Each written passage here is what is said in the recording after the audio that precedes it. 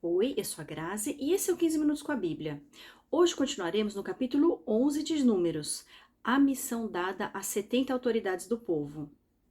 E o Senhor disse a Moisés: reúna 70 autoridades de Israel, que você sabe que são líderes e supervisores entre o povo. Leve-os à tenda do encontro para que estejam ali com você.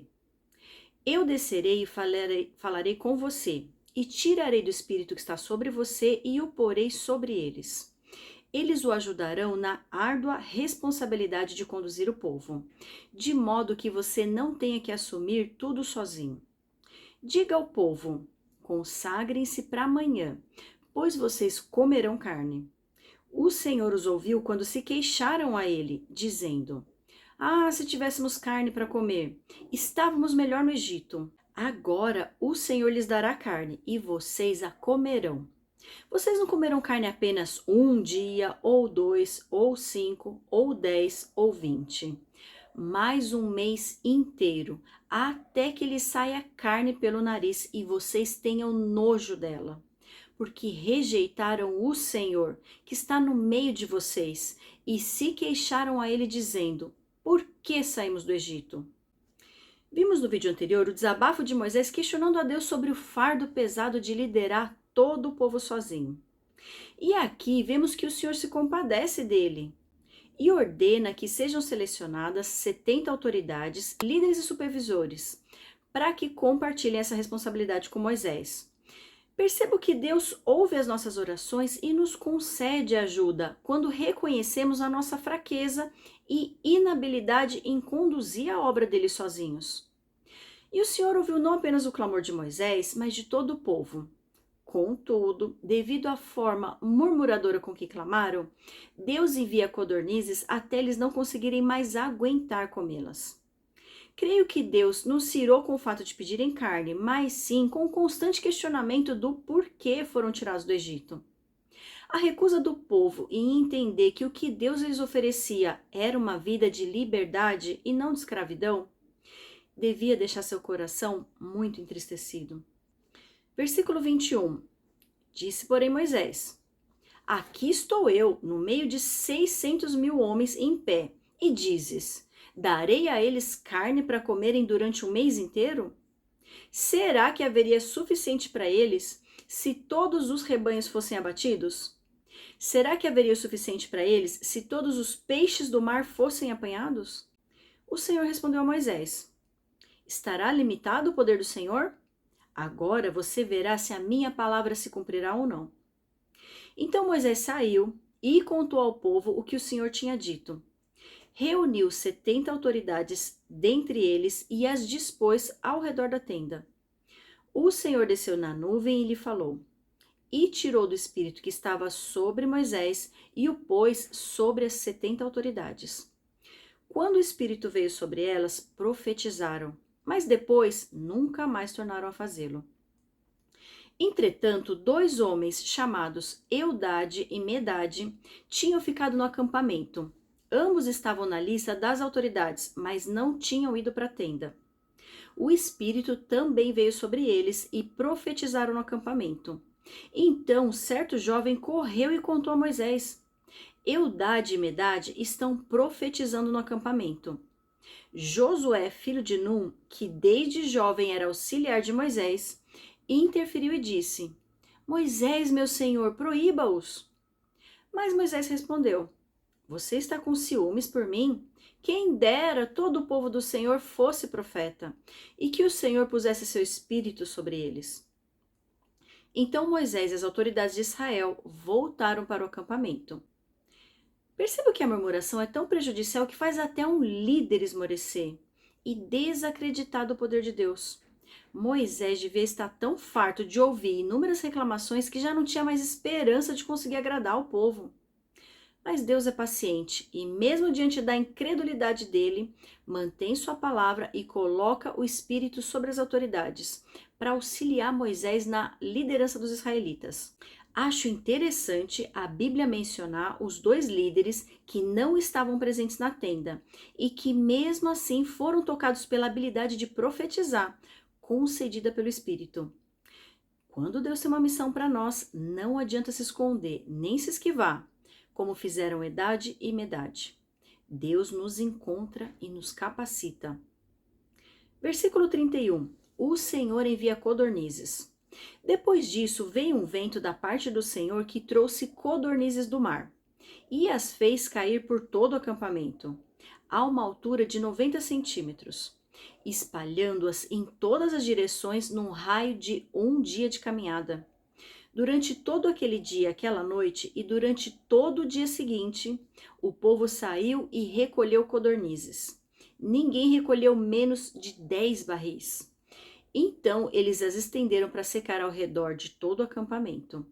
Mas enquanto a carne ainda estava entre os seus dentes, e antes que a ingerissem, a ira do Senhor acendeu-se contra o povo, e ele o feriu com uma praga terrível. Por isso o lugar foi chamado Quibrote Hataavá, porque ali foram enterrados os que tinham sido dominados pela gula.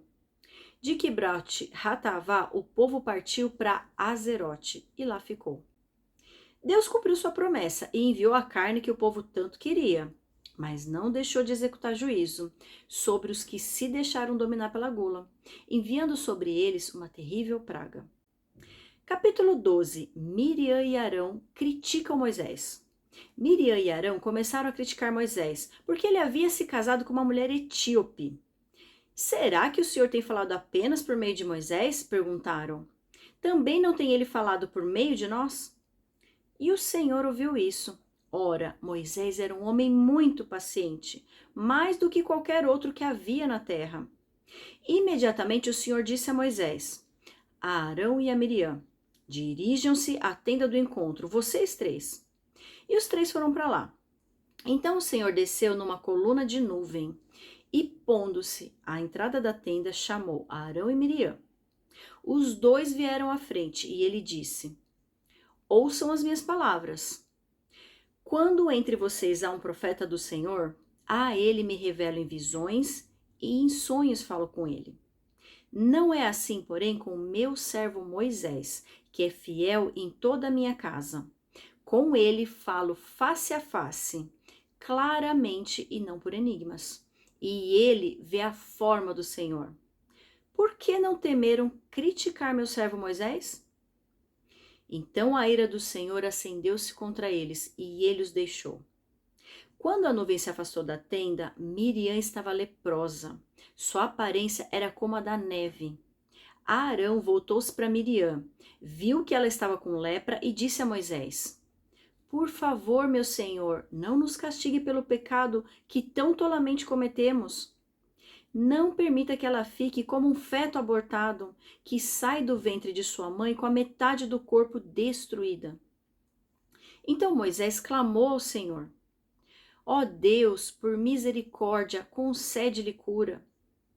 O Senhor respondeu a Moisés, se o pai dela lhe tivesse cuspido no rosto, não estaria ela envergonhada 7 dias? Que fique isolada, fora do acampamento 7 dias. Depois ela poderá ser trazida de volta. Então Miriam ficou isolada 7 dias fora do acampamento, e o povo não partiu enquanto ela não foi trazida de volta.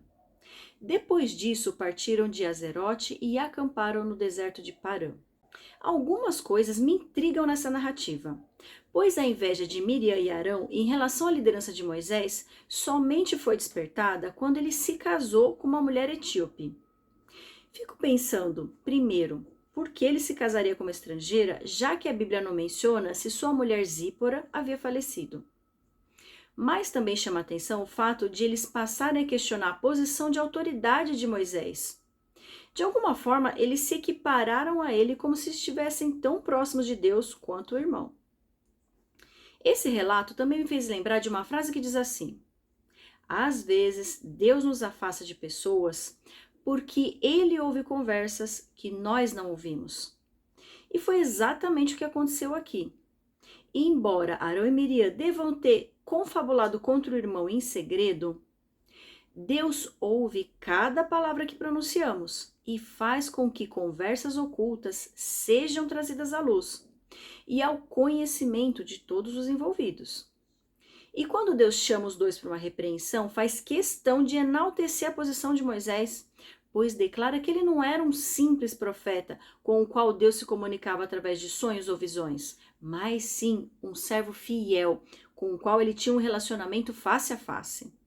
O Senhor deixa bem clara a sua indignação com o fato de os próprios irmãos de Moisés questionarem a sua autoridade. Afinal de contas, se eles que eram parentes tão próximos começassem a questionar a posição de Moisés, imagine o que faria o restante do povo.